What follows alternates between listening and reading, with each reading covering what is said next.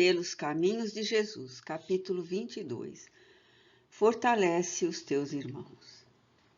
Apesar de ainda a luz encontrar-se no mundo, já anoitecia nas consciências. As sombras se adensavam e as vozes lúgubres recitavam a litania da paixão com todo o seu cortejo de dores e de angústias. Na memória ficariam os dias festivos de esperança e de ingenuidade, quando as almas simples entoavam as baladas gentis da fraternidade. A querida Galileia quedara para trás, emoldurada pela vegetação colorida que lhe caracterizava a exuberância semelhante às suas gentes espontâneas e puras, acostumadas à grandeza da simplicidade dos próprios corações. A aridez da Judéia, de certo modo, ressequira os sentimentos daqueles que a habitavam, e porque fosse Jerusalém a capital, ali se alojavam, ao lado do dominador, a ambição abraçada à astúcia, a inveja guiada pela intriga e o despeito nas mãos da delinquência. A ceia pascal iniciava a era da saudade, encerrando os dias de preparação. Fechava-se o ciclo da oferta para abrir-se o período dos sacrifícios. Sorrisos substituídos por lágrimas que preparariam as bases do edifício da paz, quando outros júbilos chegariam então a sem fim. Até esse momento, porém, as trevas dominariam com breves interregnos de claridade.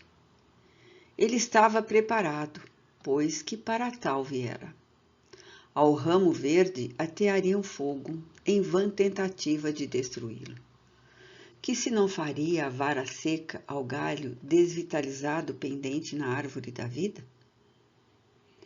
No ar ameno da ceia pairavam ansiedades.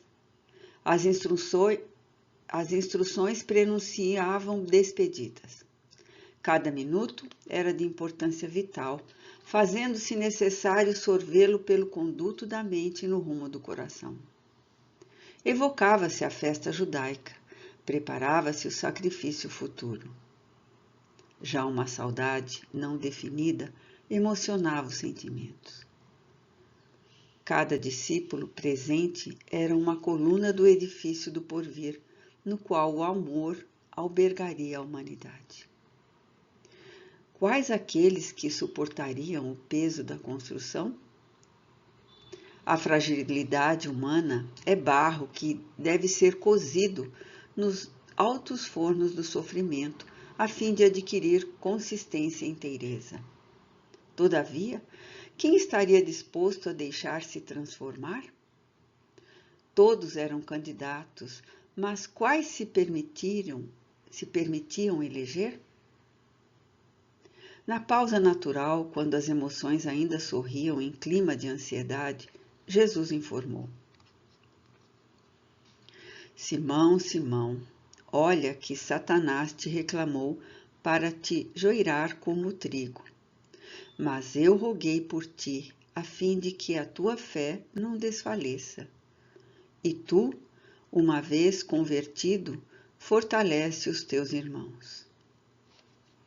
O amor intercederá ante a tentação, sustentando o amigo fraco e tímido.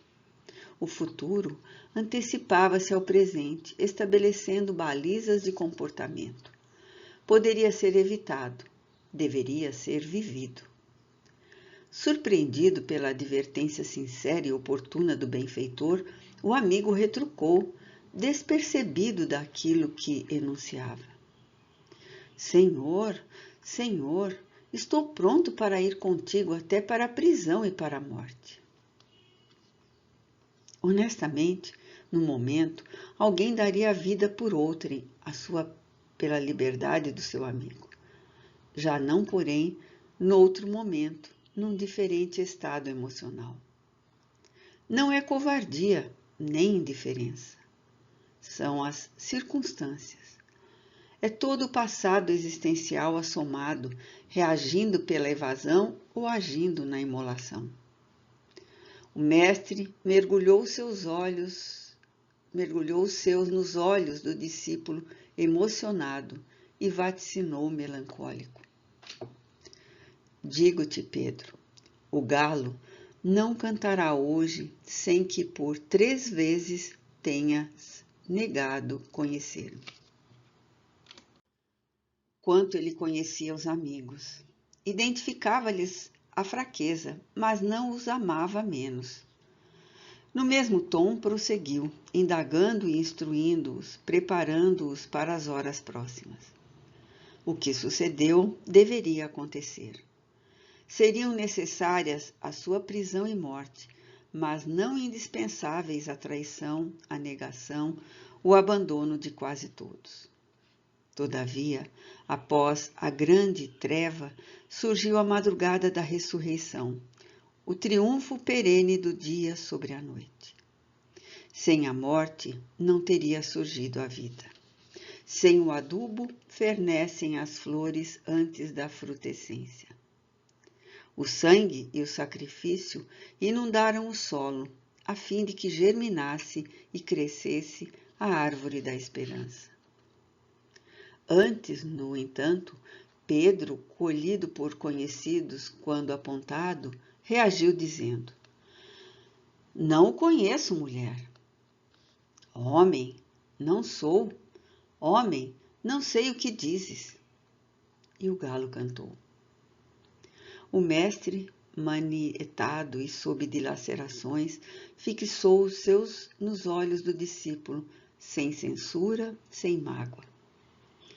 Dando-se conta, caindo em si, o companheiro aturdido chorou copioso pranto. Ficava-lhe a frase consolação. E tu, uma vez convertido, fortalece os teus irmãos. A noite densa reservava aos aflitos novas defecções e fugas. As dores, em crescendo inesperado, alucinavam, e o medo, em desarticulação emocional, ensombrava as almas. O galopar do desespero é mais infrene que os dos corcéis que, disparada nos largos prados, a tudo destroçando e vencendo. Não mais deveria repetir-se daquela maneira, noutra, a noite sinistra. Viriam dias e noites de angústia, prenunciadora de felicidade, nos longes do amanhã, quando eles fossem chamados a fim de, com o exemplo, fortalecerem os seus irmãos. Pedro se fez digno do legado que lhe foi destinado. Fortaleceu os irmãos, conduziu-os, doou-se em holocausto. Prossegue-se ainda negando-o, apesar de o citar-se aparentando-lhe fidelidade. Nega-se pelas palavras, pela conduta, pela ação, aquele que a todos espera e ama. Enquanto o egoísmo predomina e as ambições desgovernam os homens, permanece o apelo final para que os seus seguidores fortaleçam os irmãos desfalecentes e caídos. No tumulto das paixões e na diversidade dos interesses que distraem, tombam incontáveis lutadores que não suportaram as pressões da própria fragilidade, correndo riscos mais graves. Necessitam que se lhes fortaleçam o ânimo e a fé. Cansados, na soledade dorida, ou exauridos pelos demorados testemunhos, desfalecem corações devotados, a um passo da queda abissal. Aguardam que se lhes fortaleçam o amor e a confiança no bem. Nunca faltará nessa ingente batalha quem arrependido venha, jubiloso e devotado, fortalecer os irmãos. O apelo do mestre continua vibrante. Como é verdade que há muita negação e fuga, não menor é a verdade que demonstra a reabilitação e o recomeço dos que amam e creem, dispostos a fortalecer os seus irmãos e, se necessário, em silêncio, consumir-se na renúncia, dando-lhe a vida para que eles tenham vida.